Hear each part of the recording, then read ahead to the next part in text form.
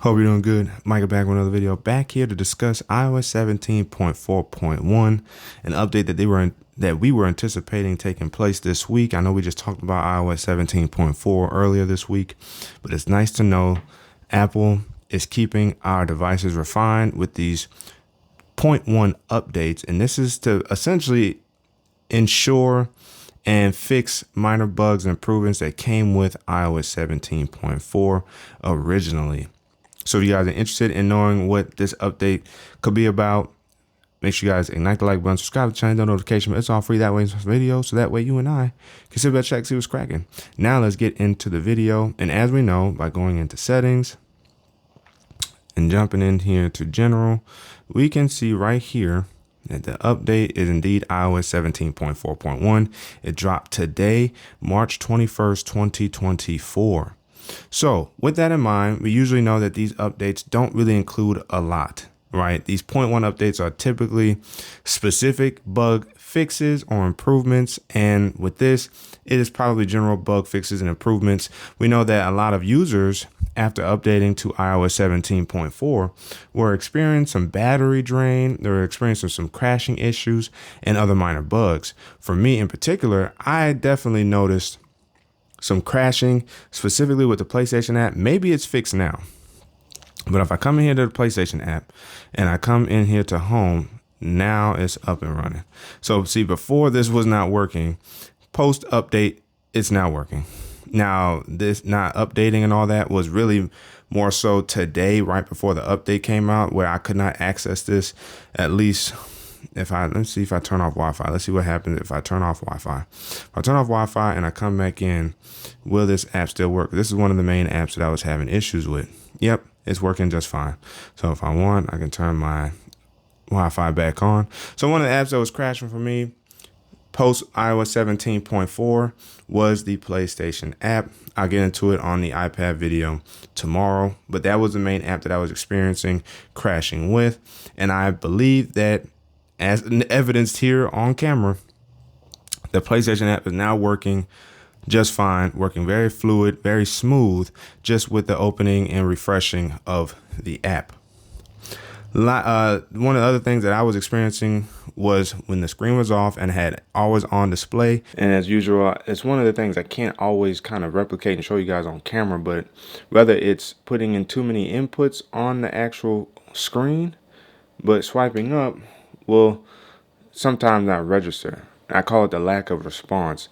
But thankfully, maybe they did address it, because again, I just can't replicate it because it doesn't happen often. But I'm hoping that is something that this update addressed.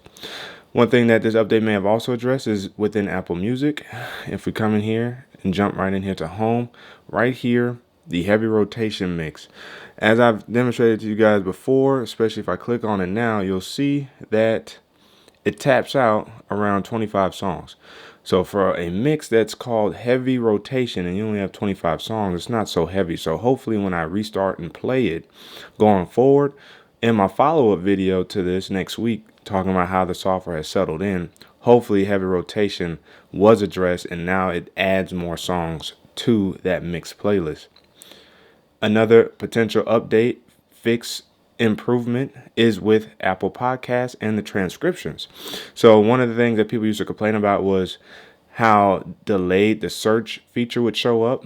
And usually if you ended up playing, it wouldn't show up. It would take a minute for this to go away, the player to drop, and then search would show up.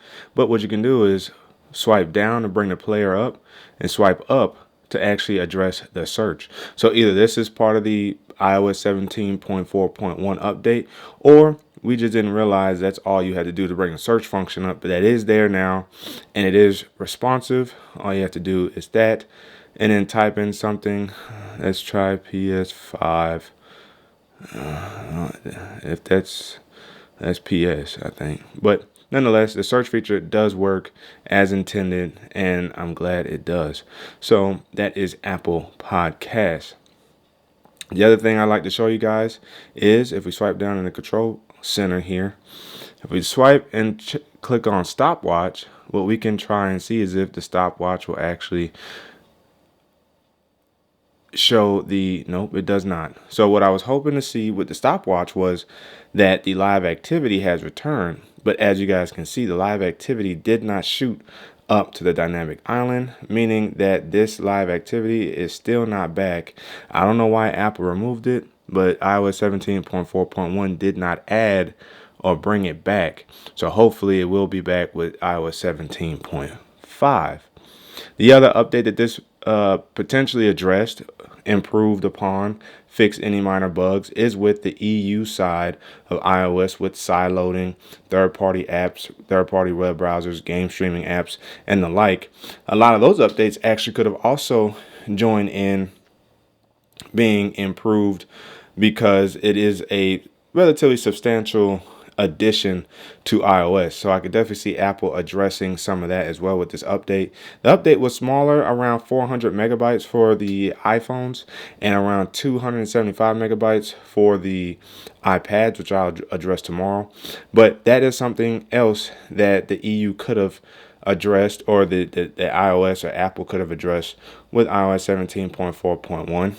It would not surprise me with the US now suing Apple, or the DOJ rather, suing Apple over monopolizing their apps like the App Store and iMessages. If side loading could actually pop up here in the United States, I wouldn't be surprised. It's interesting to see that they would try to sue Apple over that. My thoughts just quickly on that is, considering the fact that Apple has designed the hardware, they designed the software, it's their property, then how can you sue them for a monopoly on it? It's not necessarily something that's so third party based like a WhatsApp or like a Facebook, something in that realm. This is a privately owned IP. So it's interesting to see how that will kind of pan out over the course of time, but it is something that I guess we could be interested in and potentially could see some changes for the US if US does make a strong case against Apple. But these are the updates I wanted to bring to you guys. Bug fixes, general improvements that could be seen touching our iPhones in terms of improving those features or just squashing bugs of that nature. And I hope that this was definitely helpful for you guys. So let me know down in the comment section below what you guys have experienced in downloading iOS 17.4.1. I'll definitely be letting you know about the battery life, because I know some people were complaining about excessive battery drain with iOS 17.4.